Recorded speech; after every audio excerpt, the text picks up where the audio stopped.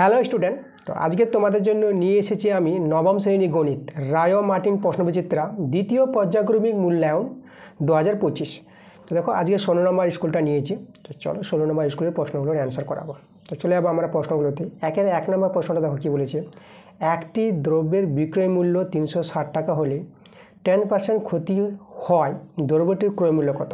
আচ্ছা, বিক্রয় মূল্য দেওয়া আছে, ক্ষতি দেওয়া আছে, দ্রব্যটির ক্রয় মূল্য চেয়েছে। তো দেখো দ্রব্যটির ক্রয় মূল্য আমরা পেয়ে যাবো। আমরা দেখো কী করব, আমাদের দেওয়া আছে ক্ষতি দেওয়া আছে, তাহলে আমরা এখানে এই যে ক্ষতি দেওয়া আছে 10% ক্ষতি থেকে আমরা কি বলতে পারবো, 100 টাকা যদি ক্রয় মূল্য হয়, ঠিক আছে। এই যে ক্রয় মূল্য যেটা সিপি আমরা বলবো, কস্ট প্রাইস, ক্রয় মূল্য 100 টাকা হলে আমাদের বিক্রয় মূল্য কত হবে, এসপি যেটা সেল প্রাইস। তাহলে বিক্রয় মূল্য হবে আমাদের, দেখো ক্ষতি হয়েছে তার ক্রয় মূল্য থেকে বিক্রয় মূল্যটা ছোটো হবে, তাহলে এখানে 100 থেকে 10 বিয়োগ করে নেবা, যেটা ক্ষতি হবে সেটা ক্রয় মূল্য থেকে বিয়োগ করবা, বিক্রয় মূল্য পেয়ে যাবা। এটা হবে ক্ষতিটা আমাদের 90 টাকা। তাহলে দেখো আমাদের এখানে বিক্রয় মূল্য দেওয়া আছে, তা আমরা যদি বলি দেখো এসপি যদি 90 টাকা হয় তাহলে সিপি কত, সিপি হচ্ছে আমাদের 100 টাকা, ঠিক আছে। সিপি আমাদের 100 টাকা। আর এখানে যদি এসপিটা যদি 1 টাকা হয় তাহলে আমাদের সিপি কত হবে, 100/90 ঐকিক নিয়মে। আর এসপি আমাদের এখানে বলে দিয়েছি বিক্রয় মূল্য 360 টাকা। তার বিক্রয় মূল্য যদি 360 টাকা হয় তাহলে আমরা ক্রয় মূল্য সিপি পেয়ে যাব 100/90 ইন্টু 360, ঠিক আছে। এটা হিসাব করে আমরা অ্যান্সারটা পেয়ে যাব। তা দেখো 0 কেটে দেবো, 9 4 36, আর 100 আর 4 গুণ করে হয়ে যাবে 400 টাকা আমাদের ক্রয় মূল্য সিপি। তো দেখো 400 টাকা আমাদের বি নাম্বার অ্যান্সার। পরের প্রশ্নটা আগের ক্লাসে করা হয়েছে, 2-3 বারই করা হয়েছে, তোমরা আগের ক্লাসে গিয়ে অঙ্কটা দেখে নিবা। 3 নম্বর প্রশ্নটা কী বলেছে দেখো, 3 নম্বর প্রশ্নটা বলছি কোনো সমবাহু ত্রিভুজের ক্ষেত্রফল দেওয়া আছে, তার ত্রিভুজের উচ্চতা কত হবে সেটা আমাদের চেয়েছে। তা দেখো সমবাহু ত্রিভুজের ক্ষেত্রফল, তা সমবাহু ত্রিভুজের যদি বাহুর দৈর্ঘ্য আমরা এ ধরে নিই, তাহলে সমবাহু ত্রিভুজের বাহুর দৈর্ঘ্য এ হলে তার ক্ষেত্রফলের সূত্র কি, সমবাহু ত্রিভুজের ক্ষেত্রফলের সূত্র √3/4 ইন্টু বাহুর স্কোয়ার মানে এ স্কোয়ার। এটা হচ্ছে সমবাহু ত্রিভুজের ক্ষেত্রফল। আবার সমবাহু ত্রিভুজের ক্ষেত্রফল দেওয়া আছে কত, 9√3, তাই √3 কেটে দাও। তাহলে এখান থেকে দেখো এ স্কোয়ার সমান 9 ইন্টু 4, এটা পেয়ে যাবো। তো এখান থেকে এ এর মান কত হবে, 9 বর্গমূল 3 আর 4 বর্গমূল 2, তাহলে এ সমান 6 পেয়ে গেলাম। বাহুর দৈর্ঘ্য 6। আমাদের উচ্চতা চেয়েছে, সমবাহু ত্রিভুজের উচ্চতার যে সূত্র সেটা আমাদের জানতে হবে। সমবাহু ত্রিভুজের উচ্চতার সূত্র আমরা লিখব √3/2 ইন্টু বাহুর দৈর্ঘ্য, ঠিক আছে, √3/2 ইন্টু বাহু। তো এটা দেখো কাটাকাটি করো, 2 3 6, তাহলে আমরা পেয়ে গেলাম 3√3, এটা হচ্ছে সমবাহু ত্রিভুজের উচ্চতা। তো 3√3 দেখো বি নম্বর অ্যান্সারে আছে, অ্যান্সারটা বি নাম্বার। 4 নম্বর প্রশ্নটা কি বলেছে, একটি অবিচ্ছিন্ন পরিসংখ্যা বিভাজন থেকে পরিসংখ্যা বহুভুজ গঠন করা হয়। দেখো পরিসংখ্যা বহুভুজ গঠন করা হয় শ্রেণীর পরিসংখ্যা এবং শ্রেণীর মধ্যমান দ্বারা, ঠিক আছে। এটা এর আগের ক্লাসে হয়েছে, আমাদের আগের ক্লাসে। তো পরিসংখ্যা বহুভুজ যে তৈরি হয় শ্রেণীর পরিসংখ্যা এবং শ্রেণীর মধ্যমান দ্বারা, ঠিক আছে। তাহলে সি নাম্বার অ্যান্সারটা। এরপরে আমরা ডি এর প্রশ্নগুলোতে চলে আসবো। এবার ডি এর প্রশ্নটা আমাদের কী বলছে, একের প্রশ্নটা আমাদের এখানে দুটি বৃত্তের কথা বলেছে, দুটি বৃত্তের পরিধি দেওয়া আছে, দুটি বৃত্তের পরিধি অনুপাত দেওয়া আছে, তাদের ব্যাসার্ধের দৈর্ঘ্য অন্তর বলে দিয়েছে। তাহলে বৃত্ত দুটির ব্যাসের দৈর্ঘ্য কত সেটা আমাদের বের করতে বলেছে। আচ্ছা, তো দেখো প্রথম বৃত্তের ব্যাসার্ধ আমরা ধরে নেব R1, আর দ্বিতীয় বৃত্তের ব্যাসার্ধ R2। তার প্রথম বৃত্তের পরিধি, দেখো পরিধি বলতে 2πr, তার প্রথম বৃত্তের পরিধি R1, 2πr1 = দ্বিতীয় বৃত্তের পরিধি 2πr2। এটা হচ্ছে দুটি বৃত্তের পরিধি অনুপাত, যেটা আমাদের দেওয়া আছে কত, 2:3। তাহলে এখান থেকে দেখো আমরা কি পেয়ে যাব, দেখো 2π কেটে দাও, তাহলে এখানে R1/R2 কত পেয়ে যাচ্ছ, 2/3 পেয়ে যাচ্ছ। তাহলে এখানে আমাদের দেওয়া আছে আবার দুটি বৃত্তের ব্যাসার্ধের দৈর্ঘ্যের অন্তর দেওয়া আছে, তাই না। তাহলে এখান থেকে দেখো আমরা যদি এখানে R1টা বের করে নিই, তাহলে R1 কত হবে, 2R2/3, এটা হবে আমাদের R1। এবার ব্যাসার্ধের দৈর্ঘ্যের অন্তর, দেখো বড় ব্যাসার্ধ আমরা R2 নিয়ে এলাম, তাহলে R2 - R1, তাই না। দ্বিতীয় বৃত্তকে আমরা বড় বৃত্ত বললাম, তাহলে R2 - R1 যেটা অন্তর বলেছে 3, বিয়োগফল। এখানে R1 মান জানা আছে, তাহলে আমরা R2 রেখে দিলাম, R1 এর মানটা বসিয়ে দেবো 2R2/3, এটা আমাদের 3। এখান থেকে R2 এর মানটা পেয়ে যাবো। দেখো R2 কত পাবো, এটা যদি সরল করো ভগ্নাংশের যোগ বিয়োগ, তাহলে এটা তোমরা পেয়ে যাবা। দেখো এখানে r2/3 পেয়ে যাবা সমান 3। তাহলে এখানে r2-র মান পেয়ে যাবা 9 পেয়ে যাবা বর্গমূল করে। তা দেখো আমরা পেয়ে গেছি দ্বিতীয় বৃত্তের ব্যাসার্ধ পেয়ে গেছি। তাহলে দ্বিতীয় বৃত্তের ব্যাস পেয়ে যাবো 2r2। তাহলে এটাকে 2 দিয়ে গুণ করে দাও, তাহলে 2 দিয়ে গুণ করলে কত হয়ে যাবে 18। তাহলে দেখো একটা বৃত্তের ব্যাস পেয়ে গেলাম 18। এবার দেখো আরেকটা বৃত্ত বলেছিল, তাহলে আমাদের r1 মান দরকার। r1 এখানে আমাদের r1 সমান 2 × r2। r2তে আমরা পেয়ে গেছি 9, আর নিচে 3, 3 3 9, 3 2 6। তাহলে r1 যদি 6 হয় তাহলে 2r1 কত পেয়ে যাবো, 2 দিয়ে গুণ করে 12। তা পেয়ে গেলাম। দেখো প্রথম এই যে r1 যেটা প্রথম বৃত্তের ব্যাস, যেটা প্রথম বৃত্তের ব্যাস 12 আর দ্বিতীয় বৃত্তের ব্যাস 18। আমাদের ব্যাস চেয়েছে দুটি বৃত্তের, আমরা পেয়ে গেলাম এই যে 12 আর 18, এটাই আমাদের অ্যান্সার। পরের প্রশ্ন দেখো আমাদের কী বলেছে। একটি আয়তক্ষেত্রে কর্ণের দৈর্ঘ্য দেওয়া আছে 15 মিটার এবং দৈর্ঘ্য প্রস্থের অন্তর দেওয়া আছে 3 মিটার। তা জমিটির পরিসীমা ও ক্ষেত্রফল নির্ণয় করতে বলেছে। তা দেখো আমরা কীভাবে বের করব। আমাদের কর্ণের দৈর্ঘ্য দেওয়া আছে, তাহলে কর্ণের দৈর্ঘ্যের সূত্র আয়তক্ষেত্রের, দেখো আয়তক্ষেত্রের দৈর্ঘ্য আমরা x নিয়ে নিলাম, প্রস্থ আমরা y ধরে নিলাম। তাহলে কর্ণের দৈর্ঘ্যের সূত্র যেটা আমাদের জানতে হবে √r দৈর্ঘ্য স্কোয়ার প্লাস প্রস্থ স্কোয়ার। এটা হচ্ছে কর্ণের দৈর্ঘ্য আয়তক্ষেত্রের, যার মান দেওয়া আছে আবার 15। উভয় পক্ষে যদি বর্গ করে নিই তাহলে s² + y² সমান কত, 15 বর্গ তোমরা পেয়ে যাবা 225। ঠিক আছে, 15 গুণ করে 225, এটা পেয়ে গেলাম আমরা।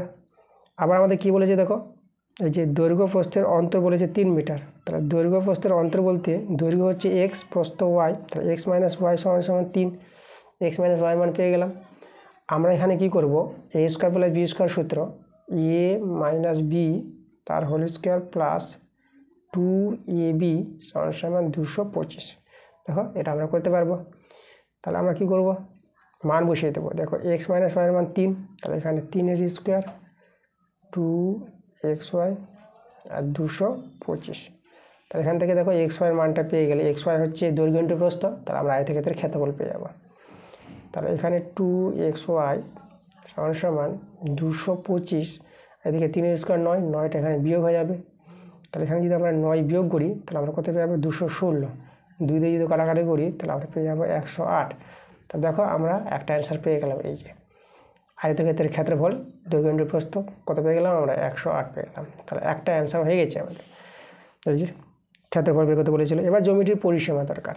দেখো পরিসীমা বলতে পরিসীমা হচ্ছে 2 × x + y। তাহলে দেখো আবার আমরা এই সূত্রটা যদি অ্যাপ্লাই করি, আমাদের ছিল s² + y² সমান কত 225।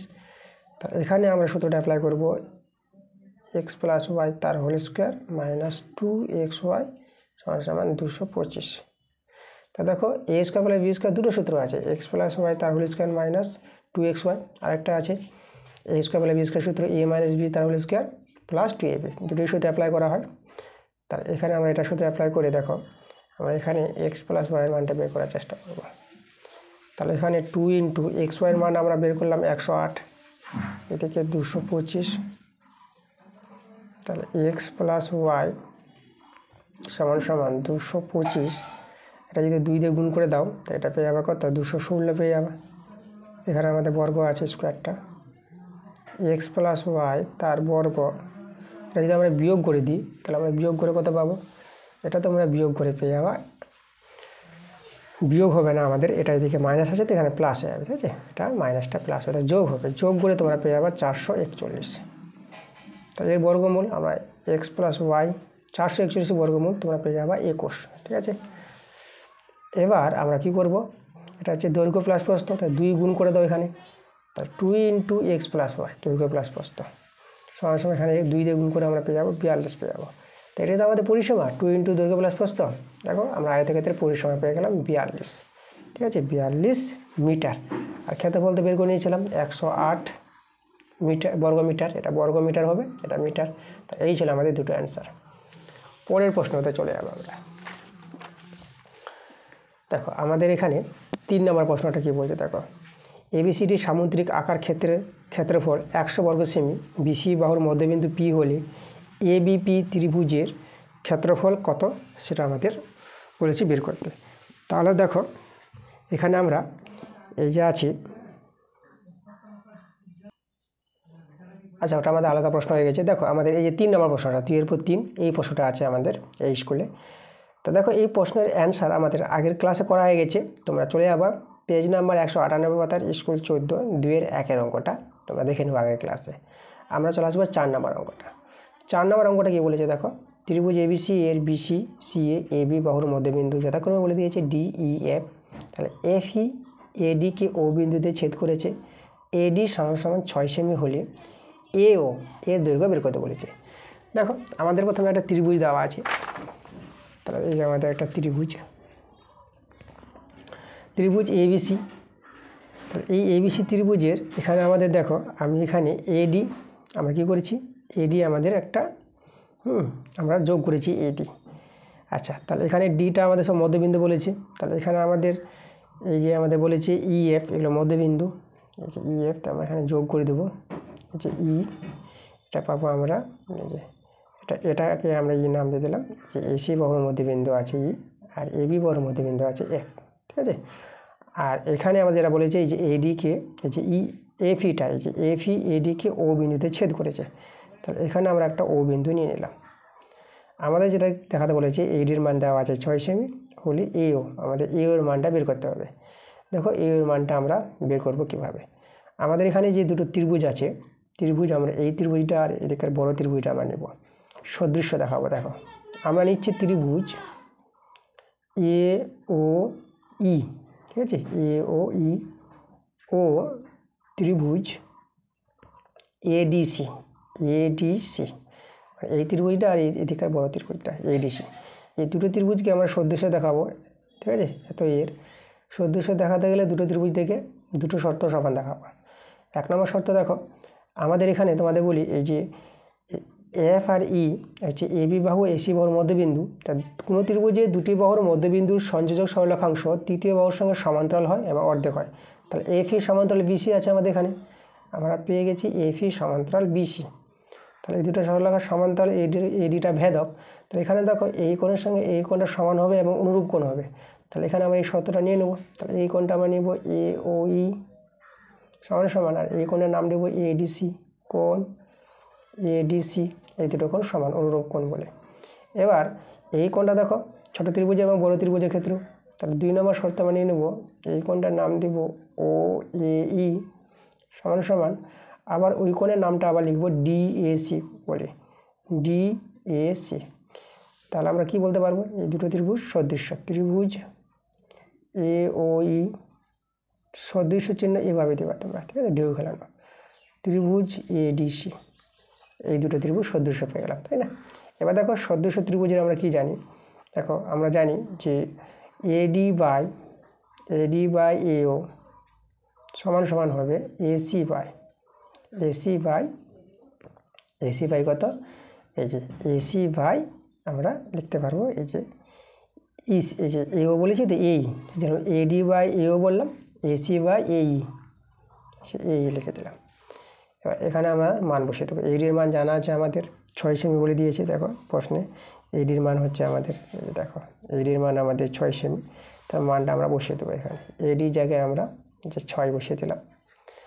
আর এই যে এও দেখো এও আমাদের বের হবে, এরই মান বের করতে বলেছে, আর এখানে এসি রেখে দিলাম। আর এই দেখো তো ইটা হচ্ছে মধ্যবিন্দু এসি বাহুর, তাহলে এইটা এসির অর্ধেক হবে, তাহলে এখানে আমরা হাফ এসি লিখে দিলাম, এটা লিখতে পারবো এসির অর্ধেক হচ্ছে এই, তাহলে এইর জায়গায় আমরা লিখে দিলাম হাফ এসি আমরা কেটে দেবো।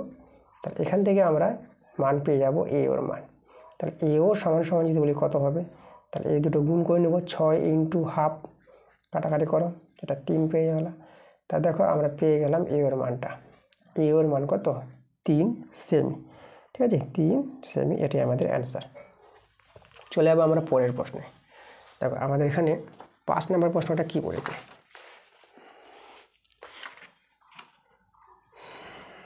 দেখো 5 নম্বর প্রশ্নটা আমাদের বলেছে একটি অবিচ্ছিন্ন পরিসংখ্যা বিভাজন তালিকার শ্রেণীগুলির মধ্যবিন্দু দেওয়া আছে। এবার যে শ্রেণীটির মধ্যবিন্দু 20 সেই শ্রেণীটি বের করতে বলেছে আমাদের। দেখো 20 মধ্যবিন্দু 4 সেই শ্রেণীটি বের করব। এখানে লক্ষ্য করো শ্রেণীগুলো কত করে বাড়ছে, 15 থেকে 20, 20 থেকে 25, তাহলে আমরা দেখতে পাচ্ছি 5 করে বেড়েছে। তাহলে 5 করে বেড়েছে, তো তা দেখো তোমরা করবা কি 5কে 2 দিয়ে ভাগ করে দাও, তাহলে কত পাবা, 2.5 পাবা। এখন এই যে আমাদের মধ্যবিন্দু 20, এই যে মধ্যবিন্দু 20 ওই শ্রেণীটি বের করতে বলেছে, যে শ্রেণীর মধ্যবিন্দু 20 সেই শ্রেণীটা বের করো। তাহলে তোমরা করবা কি 20 থেকে এই যে আমাদের এটা হচ্ছে 2.5, এটা আমরা বিয়োগ করব, আর 20-র সঙ্গে আবার যোগ করব। তাহলে 20 থেকে 2.5 বিয়োগ করলে তোমরা পেয়ে যাবা 17.5। আবার 20 থেকে যদি যোগ করো 20-র সঙ্গে 2.5, তাহলে এখানে পেয়ে যাবা তোমরা 22.5। তা দেখো আমরা কিন্তু শ্রেণীটি পেয়ে গেছি। তা যে শ্রেণীর মধ্যবিন্দু 20 সেই শ্রেণীটি হলো এই যে 17.5 থেকে 22.5, এটাই আমাদের অ্যান্সার। ঠিক আছে, এভাবে আমরা বের করে নেব শ্রেণী। যে শ্রেণীর মধ্যবিন্দু চাইবে সেভাবে তোমরা এই নিয়মে বের করে নেবা। এরপরে আছে বড় প্রশ্নগুলো। বড় প্রশ্নগুলো তোমরা বই থেকে পেয়ে যাবা। বইয়ের অঙ্ক আমি বলেছি তোমাদের ক্লাস দিব, তোমরা ক্লাস পাবা। তাহলে আমরা আজকে অবজেক্টিভ টাইপের কোশ্চেনগুলো দেখালাম, পরে ক্লাস তাড়াতাড়ি আসবে, তোমরা মনোযোগ সহকারে ক্লাসগুলো দেখো।